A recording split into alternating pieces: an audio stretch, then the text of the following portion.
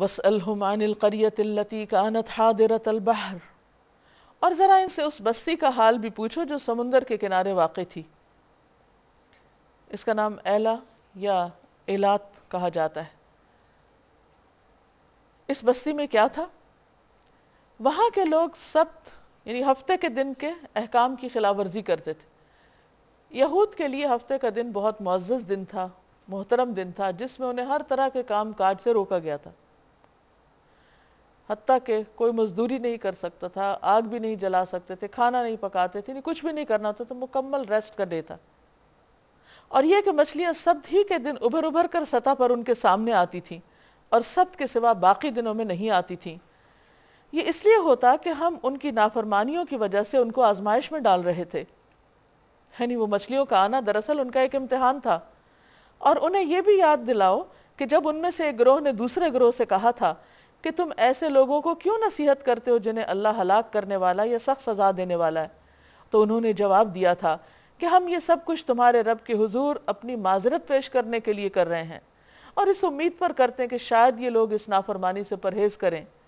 آخر کار جب وہ ان ہدایات کو بالکل ہی فراموش کر گئے جو انہیں یاد کرائی گئی تھیں، تو ہم نے ان کو بچا لیا جو برائی سے روکتے تھے، اور باقی سب لوگوں کو جو ظالم تھے ان کی نافرمانیوں پر سخت عذاب میں پکڑ لیا۔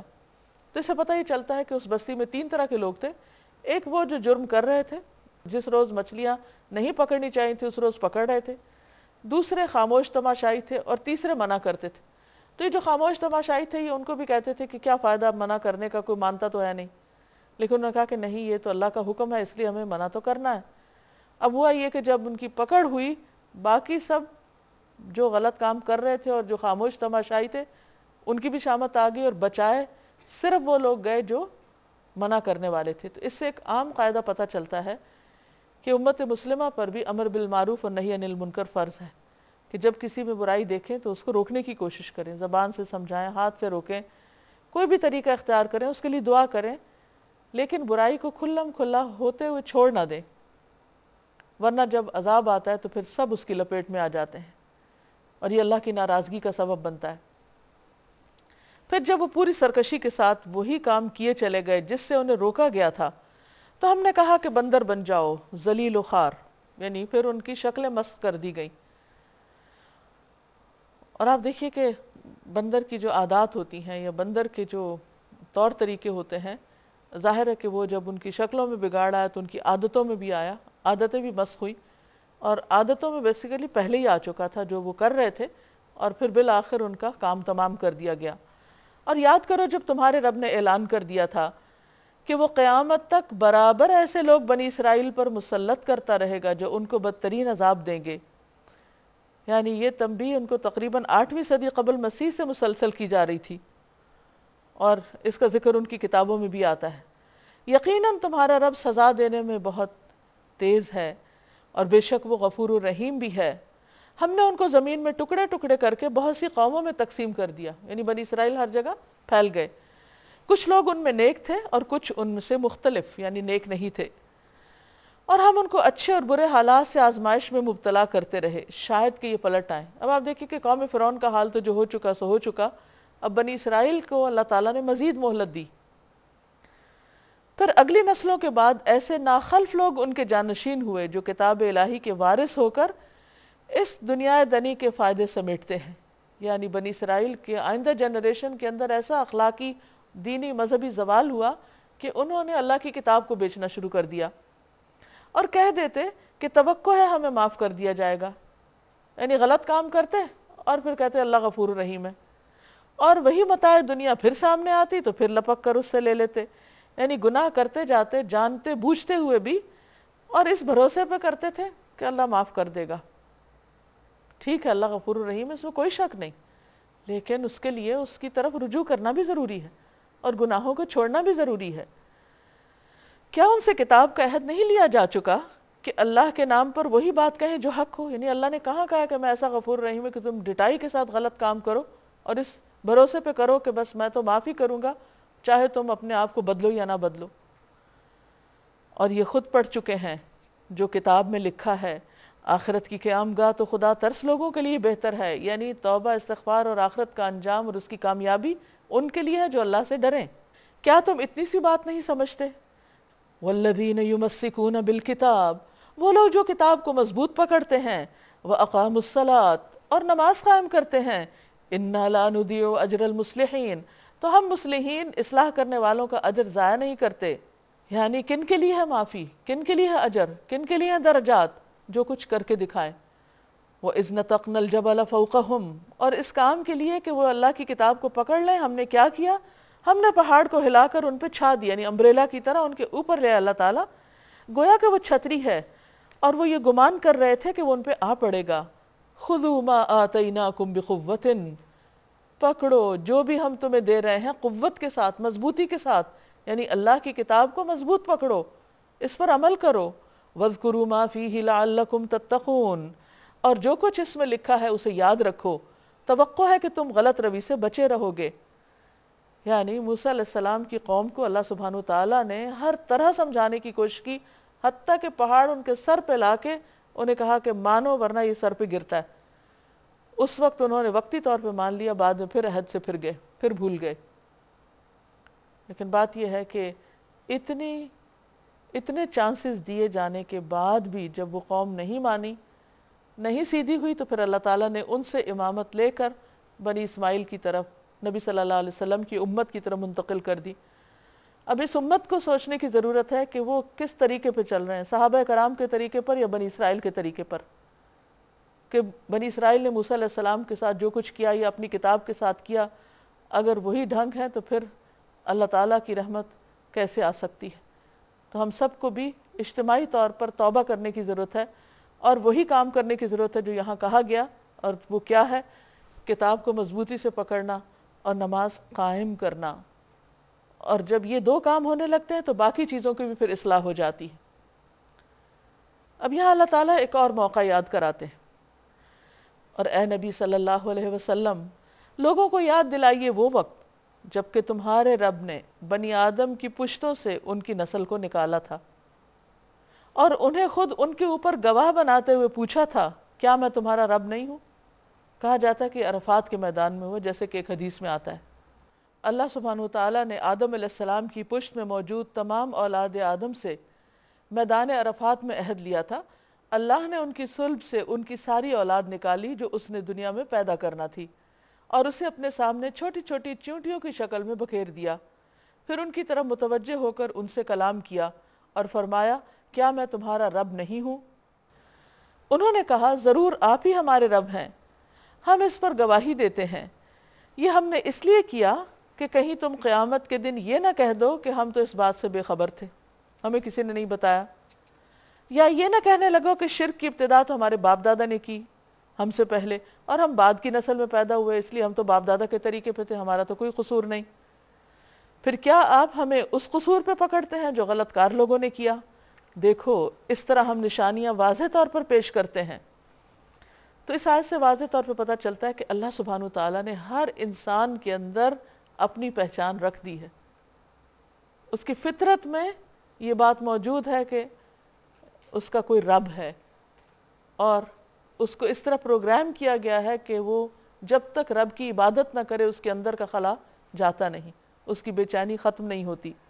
رسول اللہ صلی اللہ علیہ وسلم نے فرمایا، روحیں اکٹھے بھرتی کیے گئے فوجی سپاہیوں کی طرح ہوتی ہیں، الارواح جنود مجندہ، ان میں سے جو ایک دوسری سے آشنا ہوتی ہیں وہ گھل مل جاتی ہیں، اور جو اجنبی ہوتی ہیں وہ الگ الگ رہتی ہیں۔ یعنی جیسے ایک بیچ کے لوگ ہوتے ہیں یا ایک گروپ کے لوگ، وہ آپس میں ان کی واقفیت ہو جاتی تو وہ ایک دوسرے سے مانوس ہوتے ہیں اور دوسرے نہیں ہوتے۔ وَاتْلُ عَلَيْهِمْ نَبَأَ الَّذِي آتَيْنَاهُ آيَاتِنَا فَانْسَلَخَ مِنْهَا، اور اے محمد صلی اللہ علیہ وسلم ان کے سامنے اس شخص کا حال بیان کیجئے جس کو ہم نے اپنی آیات کا علم عطا کیا تھا۔ کہا جاتا ہے بنی اسرائیل کا ایک شخص تھا، بہت بڑا عالم، جس کے پاس اللہ کی کتاب کا علم تھا، لیکن اس نے کیا کیا؟ اس کی پابندی چھوڑ کے، اس کتاب کو چھوڑ کے دنیا کے پیچھے لگ گیا، مگر وہ ان کی پابندی سے نکل بھاگا، آخر کار شیطان اس کے پیچھے پڑ گیا۔ یعنی ضروری نہیں ہوتا کہ کوئی شخص ایک دفعہ کتاب پڑھ لے تو پھر وہ محفوظ ہو گیا، جب تک اس سے مستقل تعلق نہ رکھے، اسے مضبوطی سے پکڑے نہ رکھے، تو شیطان جو انسان کا دشمن ہے وہ اس کو کسی وقت بھی پھسلا سکتا ہے۔ جیسا کہ اس بہت بڑے عالم کے ساتھ ہوا۔ آخر کار شیطان اس کے پیچھے پڑ گیا، یہاں تک کہ وہ بھٹکنے والوں میں شامل ہو کر رہا۔ اگر ہم چاہتے تو اسے ان آیات کے ذریعے بلندی عطا کرتے، یعنی وہ دنیا کی طرف کیوں لپکا؟ تاکہ اس کی کچھ عزت ہو۔ عموماً یہ ہوتا ہے کہ جو لوگ دین کا علم رکھتے ہیں یا دینی علوم کے ماہر ہوتے ہیں، ان کو معاشرے میں کوئی ویلیو نہیں دی جاتی، کوئی ان کی قدر نہیں ہوتی۔ تو کچھ لوگ پھر اس وجہ سے بھی اس راستے کو چھوڑ دیتے ہیں کہ ہم دوسروں کے ہر دل عزیز ہو جائیں یا ہمیں بہتر ترقی کے مواقع ملیں۔ تو یہاں پر یہ بتایا گیا کہ اس شخص کو اللہ تعالیٰ فرما رہے ہیں کہ اللہ اس کو آیات کے ذریعے بھی بلندی دے سکتا تھا، وَلَكِنَّهُ أَخْلَدَ إِلَى الْأَرْضِ، لیکن وہ تو زمین سے چمٹ کر رہ گیا، یعنی دنیاوی فائدوں کی طرف جھک گیا اور اپنی خواہش نفس ہی کے پیچھے پڑا رہا۔ لہٰذا اس کی حالت کتے کی سی ہو گئی کہ تم اس پر حملہ کرو تب بھی زبان لٹکائے رہے، اسے چھوڑ دو تب بھی زبان لٹکائے رہے۔ یعنی جو لالچی انسان ہوتا ہے وہ کسی حال میں راضی نہیں ہوتا۔ کتے کی نفسیات کیا ہے کہ اگر آپ اس کی طرف پتھر بھی پھینکیں تو وہ بھاگے گا نہیں، ایک دفعہ مڑ کے ضرور دیکھے گا کہ شاید ہڈی نہ ہو، یعنی لالچ کی انتہا ہے۔ تو یہی فطرت جب انسان کے اندر آ جاتی ہے، وہ کتا بن جاتا ہے، تو پھر کوئی چیز اس کو فائدہ نہیں دیتی، کوئی نصیحت اس پر اثر نہیں کرتی۔ یہی مثال ہے ان لوگوں کی جو ہماری آیات کو جھٹلاتے ہیں۔ تو اصل چیز یہ ہے کہ انسان دنیا میں رہتا ہے، دنیا اس کی ضرورت ہے، دنیا ضرورت کی حد تک ہی رہے، دنیا دل میں نہ داخل ہو۔ جب انسان کے دل میں دنیا کی محبت آ جاتی ہے تو پھر وہ اللہ کی آیات سے غافل ہو جاتا ہے۔ اس کی مثال ایسے ہی ہے کہ جیسے کشتی پانی میں چلتی، تو جب تک کشتی پانی پر ہے تو انسان محفوظ ہے، لیکن اگر پانی کشتی کے اندر داخل ہو گیا تو انسان ڈوب کر رہے گا۔ یہی حال ہے کہ انسان دنیا میں رہتا ہے اور دنیا کا مال اس کی ضرورت ہے، لیکن مال کی محبت بری چیز ہے۔ اگر وہ مال کی محبت دل میں آ جاتی ہے اور انسان کا مرکز و محور وہ مال بن جاتا ہے تو پھر اس کے لیے ہلاکت لازم ہو جاتی، پھر وہ اللہ کی حدود کو توڑ دیتا ہے، جیسے کہ قوم شعیب نے کیا۔ ایسا نہیں تھا کہ قوم شعیب خدا کو نہیں مانتی تھی، لیکن اس کی خرابی کیا تھی کہ وہ اللہ کی باتوں کو نہیں مانتی تھی۔ شعیب علیہ السلام ان کو سمجھاتے کہ فیئر ٹریڈ کرو، صحیح طور پہ تجارت کرو، لیکن وہ اس پر راضی نہیں تھے۔ کیوں؟ کیونکہ ان کے خیال میں اس سے نفع کم آتا۔ حالانکہ انسان کے لیے اللہ نے جو رزق لکھا ہے وہ تو اس کو مل کر رہے گا، حرام سے لے یا حلال سے لے، بس صبر کی ضرورت ہوتی ہے اور انتظار کی۔ فَقْصُصِ الْقَصَصَ لَعَلَّهُمْ يَتَفَكَّرُونَ، تم یہ حکایات ان کو سناتے رہو شاید کہ یہ کچھ غور و فکر کریں۔ سَاءَ مَثَلًا الْقَوْمُ الَّذِينَ كَذَّبُوا بِآيَاتِنَا وَأَنفُسَهُمْ كَانُوا يَظْلِمُونَ، بڑی ہی بری مثال ہے ایسے لوگوں کی جنہوں نے ہماری آیات کو جھٹلایا اور وہ اپنے آپ پر خود ہی ظلم کرتے رہے۔ مَن يَهْدِ اللَّهُ فَهُوَ الْمُهْتَدِي، جسے اللہ ہدایت بخشے بس وہی راہ راست پاتا ہے، اور جس کو اللہ اپنی رہنمائی سے محروم کر دے وہی ناکام اور نامراد ہو جاتا ہے۔ اور یہ حقیقت ہے کہ بہت سے جن اور انس ایسے ہیں جن کو ہم نے جہنم ہی کے لیے پیدا کیا، یعنی اس کا یہ مطلب نہیں کہ اللہ نے پیدا کیا کہ جہنم میں ہی جائیں، مطلب یہ ہے کہ ان کو پیدا کیا، سب کچھ دیا، لیکن انہوں نے جب نہیں مانا تو پھر ان کا ٹھکانہ اس کے سوا اور کیا ہو سکتا ہے۔ ان کے پاس دل ہیں، یعنی کیوں وہ جہنم میں جائیں گے؟ ان کے پاس دل ہیں مگر ان سے سوچتے نہیں، غور و فکر نہیں کرتے، تدبر نہیں کرتے۔ ان کے پاس آنکھیں ہیں مگر ان سے دیکھتے نہیں، کیا نہیں دیکھتے؟ حق کو نہیں دیکھتے، عبرت نہیں حاصل کرتے۔ ان کے پاس کان ہیں مگر اس سے سنتے نہیں، سب باتیں سنتے مگر حق کی بات نہیں سنتے، خیر اور بھلائی کی بات نہیں سنتے۔ وہ جانوروں کی طرح ہیں بلکہ ان سے بھی زیادہ گئے گزرے۔ یہ وہ لوگ ہیں جو غفلت میں کھوئے گئے ہیں۔ تو گویا غفلت کی زندگی ہلاکت کی زندگی ہے۔ دنیا میں بھی اگر آپ دیکھیں کہ کسی چیز کے بارے میں آپ غافل ہو جائیں، مثلا آپ کے پاس مال کا ڈھیر ہے اور آپ سو رہے ہوں، پرواہی نہ کریں، اس کی حفاظت ہی نہ کریں، تو کیا ہوگا؟ چوری ہو جائے گا، ہلاکت ہے۔ اسی طرح جان کی حفاظت، اولاد کی حفاظت، کسی بھی چیز کی۔ تو غفلت تو دنیاوی اعتبار سے بھی انسان کے لیے نقصان دہ ہوتی ہے، تو آخرت میں تو بہت ہی نقصان دہ ہے کہ انسان اللہ سے غافل ہو جائے، اس کے ذکر سے غافل ہو جائے، اس کی عبادت سے غافل ہو جائے۔ تو جو لوگ غفلت میں زندگی بسر کریں گے پھر ان کا انجام اچھا نہیں، وہ دراصل اس آیت میں بتایا گیا ہے۔ وَلِلَّهِ الْأَسْمَاءُ الْحُسْنَى، اور اللہ کے ہیں اچھے اچھے نام، فَادْعُوهُ بِهَا، اس کو اچھے ناموں سے ہی پکارو۔ یعنی خوبصورت ناموں کے ساتھ اپنے رب کو پکارو. ظاہر ہے جس سے محبت ہوتی ہے اس کے کئی نام ہوتے ہیں, اس کو انسان ایک نام سے نہیں کئی ناموں سے پکارتا ہے. جس کو اللہ سے محبت ہوگی وہ بھی کیا کرے گا, اللہ سبحانہ وتعالیٰ کے مختلف نام یاد کرے گا اور ان سے اس کو پکارے گا اور دعا کرے گا. جیسے مختلف ناموں کی فضیلت آتی ہے کہ ان سے دعا کریں تو قبول ہوتی ہے. نبی صلی اللہ علیہ وسلم بدر کے موقع پر یا حیو یا قیوم برحمتک استغیث کہہ کے دعا مانگ رہے تھے. رسول اللہ صلی اللہ علیہ وسلم نے فرمایا یا ذا الجلال والاکرام کے ساتھ چمٹے رہو, لازم پکڑو, یعنی خوب خوب اس نام کا ورد کر کے اللہ کو پکارو. اور ان لوگوں کو چھوڑ دو جو اس کے نام رکھنے میں راستی سے منحرف ہو جاتے ہیں, یعنی اللہ کے ناموں کا وہ مطلب نہیں لیتے جو مطلب ہے, اس میں تعویلیں کرنے لگتے ہیں. جو کچھ وہ کرتے رہتے ہیں اس کا بدلہ وہ پا کر رہیں گے. ہماری مخلوق میں ایک گروہ ایسا بھی ہے جو ٹھیک ٹھیک حق کے مطابق ہدایت اور حق ہی کے مطابق انصاف کرتا ہے. رہے وہ لوگ جنہوں نے ہماری آیات کو جھٹلا دیا ہے تو ہم انہیں بتدریج ایسے طریقے سے تباہی کی طرف لے جائیں گے کہ انہیں خبر تک نہ ہوگی. میں ان کو ڈھیل دے رہا ہوں, میری چال کا کوئی توڑ نہیں. رسول اللہ صلی اللہ علیہ وسلم نے فرمایا اللہ تعالیٰ ظالم کو چند روز دنیا میں مہلت دیتا رہتا ہے لیکن جب پکڑتا ہے تو پھر نہیں چھوڑتا. کیا ان لوگوں نے کبھی سوچا نہیں کہ ان کے رفیق یعنی محمد صلی اللہ علیہ وسلم پر جنون کا کوئی اثر نہیں, کیونکہ لوگ کہتے تھے کہ آپ کو کچھ ہو گیا, یعنی مجنون ہو گئے آپ. وہ تو ایک خبردار ہے, یعنی خبر دینے والا ہے جو برا انجام آنے سے پہلے صاف صاف خبردار کر رہا ہے. کیا ان لوگوں نے آسمان و زمین کے انتظام پر کبھی غور نہیں کیا اور کسی بھی چیز کو جو اللہ نے پیدا کی آنکھیں کھول کے نہیں دیکھا؟ اور کیا یہ کبھی انہوں نے سوچا نہیں کہ شاید ان کی مہلت زندگی پوری ہونے کا وقت آ چکا ہو, وہ قریب آ گیا ہو. آخر پیغمبر کی اس تنبیہ کے بعد اور کون سی بات ایسی ہو سکتی ہے جس پر یہ ایمان لائیں گے؟ جس کو اللہ رہنمائی سے محروم کر دے اس کے لیے پھر کوئی رہنما نہیں. اور وہ کس کو کرتا ہے؟ جو آنکھیں رکھتے ہوئے دیکھتا نہیں, جو کان رکھتے ہوئے حق کی بات سنتا نہیں. اور اللہ انہیں ان کی سرکشی ہی میں بھٹکتا ہوا چھوڑ دیتا ہے. یہ لوگ تم سے پوچھتے ہیں آخر وہ قیامت کی گھڑی کب نازل ہوگی, یعنی بجائے اس کے کہ اس کی تیاری کریں توجہ اس پہ کہ اچھا آئے گی کب. کہو اس کا علم میرے رب ہی کے پاس ہے, اسے اپنے وقت پر ہی وہ ظاہر کرے گا. کسی اور کو اس نے اس کا علم دیا ہی نہیں کہ قیامت کب آئے گی. آسمانوں اور زمین میں وہ بڑا سخت وقت ہوگا, اسی لیے ہر شخص اس دن گھبرایا ہوا ہوگا. یہ لوگ اس کے متعلق تم سے اس طرح پوچھتے ہیں گویا تم اس کی کھوج میں لگے ہوئے ہو, یعنی آپ کا اور کوئی کام نہیں سوائے اس کے کہ یہ معلوم کرے کہ قیامت کب آئے گی. کہو اس کا علم تو صرف اللہ کو ہے مگر اکثر لوگ اس کی حقیقت سے ناواقف ہیں. آپ کہہ دیجئے میں اپنی ذات کے لیے کسی نفع اور نقصان کا اختیار نہیں رکھتا, اللہ ہی جو کچھ چاہتا ہے وہ ہوتا ہے. تو اس سے یہ پتہ چلتا ہے کہ یہ بھی توحید کا ایک حصہ ہے کہ انسان اپنی قسمت کا مالک, نفع نقصان کا مالک صرف اللہ کو سمجھے. ایک یہودی نبی صلی اللہ علیہ وسلم کے پاس آیا اور اس نے کہا تم لوگ اللہ کے ساتھ شریک بناتے ہو, تم لوگ شرک کرتے ہو اور کہتے ہو جو اللہ چاہے اور جو آپ چاہیں, اور تم لوگ کہتے ہو کعبہ کی قسم.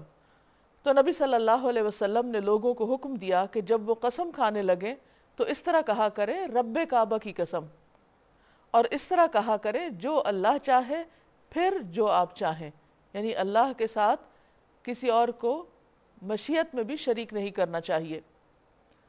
ایک یہودی نبی صلی اللہ علیہ وسلم کے پاس آیا اور اس نے کہا تم لوگ اللہ کے ساتھ شریک بناتے ہو, تم لوگ شرک کرتے ہو اور کہتے ہو جو اللہ چاہے اور جو آپ چاہیں, اور تم لوگ کہتے ہو کعبہ کی قسم. تو نبی صلی اللہ علیہ وسلم نے لوگوں کو حکم دیا کہ جب وہ قسم کھانے لگیں تو اس طرح کہا کریں رب کعبہ کی قسم, اور اس طرح کہا کریں جو اللہ چاہے پھر جو آپ چاہیں, یعنی اللہ کے ساتھ کسی اور کو مشیت میں بھی شریک نہیں کرنا چاہیے. اور اگر مجھے غیب کا علم ہوتا تو میں بہت سے فائدے اپنے لیے حاصل کر لیتا. یعنی نبی صلی اللہ علیہ وسلم بھی غیب کی باتوں کا علم نہیں رکھتے سوائے اس کے کہ جن کے بارے میں اللہ نے آپ کو علم دے دیا, اور یہ کہ مجھے کبھی کوئی نقصان نہ پہنچتا. اگر علم ہوتا غیب کا تو بہت سے فائدے حاصل کرتا اور کوئی نقصان نہ ہوتا. یعنی مجھے آئندہ آنے والے واقعات کا اگر پہلے سے پتہ چل جاتا تو پھر میں ان کا پہلے سے بندوبست کر لیتا.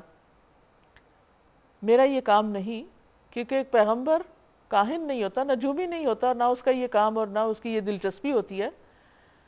میں تو محض ایک خبردار کرنے والا اور خوشخبری سنانے والا ہوں ان لوگوں کے لیے جو میری بات مانیں. وہ اللہ ہی ہے جس نے تمہیں ایک جان سے پیدا کیا، اسی سے اس کا جوڑا بنایا تاکہ اس کے پاس سکون حاصل کرے. یعنی ہسبینڈ وائف کا جو ریلیشن شپ ہے وہ اللہ سبحانہ وتعالیٰ نے ایک دوسرے کے لیے سکون کا باعث بنا کر ان کو یہ تعلق اور خوبصورت تعلق عطا کیا ہے. پھر جب مرد نے عورت کو ڈھانک لیا تو اسے خفیف سا حمل رہ گیا جسے لیے وہ چلتی پھرتی رہی. پھر جب وہ بوجھل ہو گئی تو دونوں نے مل کر اللہ اپنے رب سے دعا کی، اگر تو نے ہمیں اچھا سا بچہ دیا تو ہم تیرے شکر گزار ہوں گے. مگر جب اللہ نے ان کو صحیح و سالم بچہ دے دیا تو وہ اس کی اس بخشش اور عنایت میں دوسروں کو اس کا شریک ٹھہرانے لگے، شرک کرنے لگے کہ یہ کسی اور نے دیا ہے. اللہ بہت بلند و برتر ہے ان مشرکانہ باتوں سے جو یہ لوگ کرتے ہیں. کیسے نادان ہیں یہ لوگ کہ ان کو خدا کا شریک ٹھہراتے ہیں جو کسی بھی چیز کو پیدا نہیں کرتے بلکہ خود پیدا کیے جاتے ہیں. یعنی مخلوق کو خدا ماننا انتہا درجے کی حماقت ہے، جو نہ ان کی مدد کر سکتے کیونکہ مخلوق تو خود محتاج ہوتی اور نہ اپنی مدد پہ آپ ہی قادر ہیں. اگر تم انہیں سیدھی راہ پر آنے کی دعوت دو تو وہ تمہارے پیچھے نہ آئیں. تم خواہ انہیں پکارو یا خاموش رہو، دونوں صورتوں میں تمہارے لیے یکساں ہی رہے. تم لوگ خدا کو چھوڑ کر جنہیں بھی پکارتے ہو، نہیں اللہ کو چھوڑ کر کسی اور کے در پہ جاتے ہو، کسی سے بھی مدد مانگتے ہو، وہ تو محض بندے ہیں، وہ خود محتاج ہیں جیسے تم بندے ہو. ان سے دعائیں مانگ دیکھو، چاہیے کہ تمہاری دعاؤں کا جواب دیں اگر ان کے بارے میں تمہارے خیالات صحیح ہیں. لیکن ایسا نہیں ہوتا کیونکہ جو دنیا سے جا چکے ان کا معاملہ تو اللہ کے سپرد ہے. ہمیں نہیں معلوم وہ کس حال میں، ہم ان سے اچھا گمان رکھتے ہیں لیکن اصل حقیقت تو اللہ ہی کو پتہ ہے. اور پھر یہ ہے کہ ہر انسان خواہ کوئی بھی ہو وہ خود اپنی نجات اور اپنے درجات کے لیے اللہ کا محتاج ہے. تو کسی کے لیے کچھ کرنے سے پہلے تو وہ یہ دیکھے گا وہ اپنے لیے کیا کر رہا ہے یا کیا کر سکتا ہے. فرمایا کیا یہ پاؤں رکھتے ہیں کہ ان سے چلیں؟ یعنی ان کے معبود جن کے پاس یہ اپنی فریادیں لے کر آتے ہیں وہ تو چلنے پہ بھی قادر نہیں. اب کیا یہ ہاتھ رکھتے ہیں کہ اس سے پکڑیں؟ کیا یہ آنکھیں رکھتے ہیں کہ ان سے دیکھیں؟ کیا یہ کان رکھتے ہیں کہ ان سے سنیں؟ یہ سب کچھ کسی آبجیکٹ آف ورشپ کے بارے میں نہیں کہا جا رہا، جیتے جاگتے انسانوں کے بارے میں کہا جا رہا ہے. اور خاص طور پر جب وہ مر جائیں اور دنیا سے چلے جائیں اور پھر ان سے انسان اپنی توقعات رکھے کہ وہ انسان کے لیے، زندہ انسانوں کے لیے کچھ کرے. تو فرمایا کہ وہ تو اپنی مدد بھی نہیں کر سکتے، تمہاری کیا کریں گے؟ اے محمد صلی اللہ علیہ وسلم ان سے کہیے بلا لو اپنے ٹھہرائے ہوئے شریکوں کو، پھر تم سب مل کر میرے خلاف تدبیریں کرو اور مجھے ہرگز مہلت نہ دو. میرا حامی و ناصر وہ اللہ ہے جس نے یہ کتاب نازل کی ہے اور وہ نیک آدمیوں کی حمایت کرتا ہے. یعنی میں تمہیں حق بتاؤں گا اور اپنا معاملہ اللہ پہ چھوڑتا ہوں اور اللہ تعالیٰ حفاظت کرنے والا ہے. بخلاف اس کے تم جنہیں خدا کو چھوڑ کے پکارتے ہو وہ نہ تو تمہاری مدد کر سکتے ہیں اور نہ خود اپنی مدد کے قابل ہیں، بلکہ اگر تم سیدھی راہ پر آنے کو لیے ان کو کہو تو وہ تمہاری بات سن بھی نہیں سکتے. بظاہر تم کو ایسا نظر آتا ہے کہ وہ تمہاری طرف دیکھ رہے ہیں مگر فی الواقع وہ کچھ بھی نہیں دیکھتے. اب ان کے ساتھ معاملہ کیا کیا جائے؟ خذ العفو وأمر بالعرف وأعرض عن الجاہلین. اے نبی صلی اللہ علیہ وسلم نرمی اور درگزر کا طریقہ اختیار کیجئے، معروف کی تلقین کیے جائیے اور جاہلوں سے نہ الجھیے. اگر کبھی شیطان تمہیں اکسائے تو اللہ کی پناہ مانگو، وہ سب کچھ سننے اور جاننے والا ہے. حقیقت میں جو لوگ متقی ہیں ان کا حال تو یہ ہوتا ہے کہ کبھی شیطان کے اثر سے کوئی برا خیال اگر انہیں چھو بھی جائے تو فوراً چکنے ہو جاتے ہیں، پھر انہیں صاف نظر آنے لگتا ہے کہ ان کے لیے صحیح طریقہ کار کیا ہے. رہے ان کے شیاطین بھائی بند تو وہ انہیں ان کی کجروی میں کھینچے لیے چلے جاتے ہیں، پھر انہیں بھٹکانے میں کوئی کسر اٹھا نہیں رکھتے. وَإِذَا لَمْ تَأْتِهِمْ بِآيَةٍ جب آپ ان کے سامنے کوئی نشانی یعنی ان کا مطلوبہ معجزہ پیش نہیں کرتے تو یہ کہتے ہیں تم نے اپنے لیے کوئی نشانی کیوں نہ منتخب کر لی. ان سے کہیے میں تو صرف اس وحی کی پیروی کرتا ہوں جو میری طرف میرے رب نے بھیجی ہے. یعنی میرا کام صرف معجزے دکھانا نہیں ہے، میرا کام اللہ کے احکام کی پیروی کرنا ہے. یہ بصیرت کی روشنیاں ہیں تمہارے رب کی طرف سے اور ہدایت اور رحمت ہے ان لوگوں کے لیے جو اسے قبول کریں. جب قرآن تمہارے سامنے پڑھا جائے تو اسے توجہ سے سنو اور خاموش رہو، شاید کہ تم پر بھی رحمت ہو جائے. یعنی جو شخص یہ چاہتا ہے کہ اللہ کی رحمت اس پر آئے، اسے قرآن کا احترام کرنا چاہیے، جب اس کی تلاوت ہو رہی ہو تو باتیں نہیں کرنی چاہیے، اس کی طرف متوجہ رہنا چاہیے۔ وَاذْكُرْ رَبَّكَ فِي نَفْسِكَ تَضَرُّعًا وَخِيفَةً وَدُونَ الْجَهْرِ مِنَ الْقَوْلِ بِالْغُدُوِّ وَالْآصَالِ وَلَا تَكُن مِّنَ الْغَافِلِينَ۔ اے نبی صلی اللہ علیہ وسلم، اپنے رب کو صبح و شام یاد کیجئے، دل ہی دل میں زاری اور خوف کے ساتھ، یعنی کیسے دعا مانگنی چاہیے وہ طریقہ بتایا جا رہا ہے، اور زبان سے بھی ہلکی آواز کے ساتھ۔ آپ ان لوگوں میں سے نہ ہوں جو غفلت میں پڑے ہوئے ہیں۔ نبی صلی اللہ علیہ وسلم خود تو ایسا نہیں کرنے والے تھے، لیکن آپ کو یہ فرما کے ہم سب کو بتایا جا رہا ہے کہ ہمارے لیے اللہ کی یاد کا طریقہ کیا ہے۔ رسول اللہ صلی اللہ علیہ وسلم نے فرمایا، جس شخص نے 10 آیتوں کے ساتھ قیام کیا وہ غافلوں میں نہیں لکھا جاتا۔ اور یہاں پر خاص طور پر زاری کی بات کرنے کے ساتھ چپ کے پکارنے کی بات، یعنی بہت شور مچا کے لاؤڈلی بات، یعنی دعا نہیں کرنی چاہیے، بلکہ بہت عاجزی کے ساتھ، تحمل کے ساتھ، آہستہ آہستہ اللہ تعالیٰ کو پکارنا چاہیے، کیونکہ وہ تو دلوں کے راز تک جانتا ہے۔ ان الذین عند ربک لا یستکبرون عن عبادتہ ویسبحونہ ولہ یسجدون۔ جو فرشتے تمہارے رب کے حضور تقرب کا مقام رکھتے ہیں، وہ کبھی اپنی بڑائی کے گھمنڈ میں آ کر اس کی عبادت سے منہ نہیں موڑتے، اور اس کی تسبیح کرتے ہیں اور اس کے آگے جھکے رہتے ہیں۔ یہ مقرب فرشتوں کا حال ہے۔ تو پھر اگر ہم اللہ کے مقرب بننا چاہیں تو اس کے لیے بھی کیا ہے کہ انسان اللہ کی عبادت کرے، اس کی تسبیح کرے اور اس کے آگے سجدہ ریز ہو۔ یہاں سجدہ تلاوت واجب ہوا، اس کے لیے یہ ہے کہ جیسے آپ نماز پڑھیں گے اس کے ساتھ ایک سجدہ کر لیجئے۔ قرآن مجید میں ایسے 14 مقامات پر سجدے آتے ہیں، اور ویسے عمومی طور پر بات یہ ہے کہ انسان سب سے زیادہ اللہ کے قریب سجدے کی حالت میں ہوتا ہے، تو اس لیے سجدے میں خوب دعائیں مانگنی چاہیے تاکہ قبول ہوں۔ سورۃ الانفال۔ بسم اللہ الرحمن الرحیم۔ شروع اللہ کے نام سے جو بے انتہا مہربان نہایت رحم فرمانے والا ہے۔ یسألونک عن الانفال قل الانفال للہ والرسول فاتقوا اللہ واصلحوا ذات بینکم وَأَطِيعُوا اللَّهَ وَرَسُولَهُ إِن كُنتُم مُؤْمِنِينَ۔ تم سے انفال کے متعلق پوچھتے ہیں، کہو یہ انفال تو اللہ اور اس کے رسول کے ہیں صلی اللہ علیہ وسلم، پس تم لوگ اللہ سے ڈرو اور اپنے آپس کے تعلقات درست رکھو، اور اللہ اور اس کے رسول کی اطاعت کرو اگر تم مومن ہو۔ سورۃ الانفال 2 ہجری میں جنگ بدر کے بعد نازل ہوئی، اور اس میں اس جنگ کے متعلق بہت سی ہدایات دی گئیں اور اس پر تبصرہ بھی ہے۔ جنگ بدر کا پس منظر ہم سب کو معلوم ہے کہ قریش کا ایک تجارتی قافلہ ابو سفیان بن حرب کی قیادت میں شام سے مکہ کی طرف جا رہا تھا۔ جب وہ مدینہ کے قریب سے گزرنے والا تھا تو اس کو یہ خوف لاحق ہوا کہ کہیں مسلمان اس کے قافلے کو لوٹ نہ لیں، تو اس نے ایک تیز رفتار اونٹنی اپنے آگے بھیجی مکہ میں اور کہا کہ میں خطرے میں ہوں، تم میری مدد کو پہنچو۔ تو اس طرح 1000 کے قریب لوگ، 950 ان کی تعداد بتائی جاتی ہے، وہ پورے جوش خروش کے ساتھ مسلمانوں کے مقابلے کے لیے مکہ سے چل پڑے، اور بدر کے مقام پر آ کر انہوں نے اپنی جگہ متعین کر لی۔ ادھر مسلمانوں کو اس بات کا علم ہوا تو ایک طرف وہ قافلہ تھا جس کے ساتھ صرف 40 لوگ تھے، اور وہ مال و دولت سے بھرا ہوا تھا۔ مسلمان چاہتے تو اس کو آگے بڑھ کے لوٹتے اور ان کا مال و دولت ہتھیا لیتے اور بات ختم ہو جاتی، لیکن دوسری طرف وہ لشکر تھا جو اسلام کو ختم کرنے کے لیے آ رہا تھا۔ اللہ سبحانہ وتعالیٰ یہ چاہتا تھا کہ مسلمان مال کی طرف جانے کی بجائے اپنے دشمنوں کا خاتمہ کریں تاکہ زمین میں ان کے آئندہ قدم جم سکے، اور یہ تو ایک سبب بن گیا اچانک کہ سارے دشمنان اسلام اور ان کے سردار جو تھے سوائے ابو لہب کے، وہ خود اٹھ کر مکہ سے چل کر مدینہ کے قریب آ کر بیٹھ گئے، اور بالآخر پھر ان کا خاتمہ ہو گیا یہاں ذلت و رسوائی کے ساتھ۔ اب چونکہ یہ پہلی جنگ تھی جو پراپر طریقے سے لڑی گئی تھی اسلام کے پرچم کے نیچے، تو اس لیے مسلمانوں کو اب یہ نہیں معلوم تھا کہ اس جنگ میں جو مال غنیمت آئی ہے، حاصل ہوئی ہے، اس کا کیا کرنا ہے۔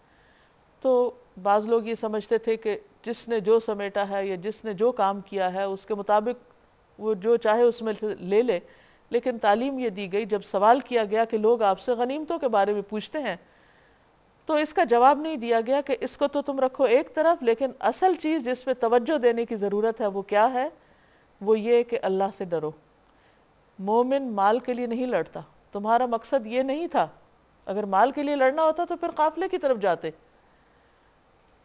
اللہ سے ڈرو اور اپنے تعلقات کی اصلاح رکھو، کیونکہ مال ایک ایسی چیز ہے، اتنا بڑا فتنہ ہے کہ جس سے خونی رشتوں کے درمیان، دینی رشتوں کے درمیان پھوٹ پڑ جاتی،